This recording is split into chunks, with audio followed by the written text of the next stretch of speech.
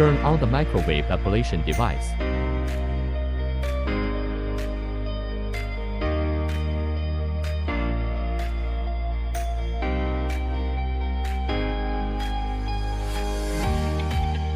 Confirm the needle model by referring to the packing label.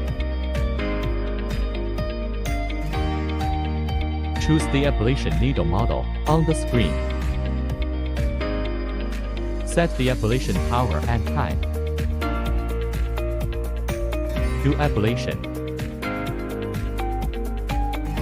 Take the ablation needle out of the pig liver.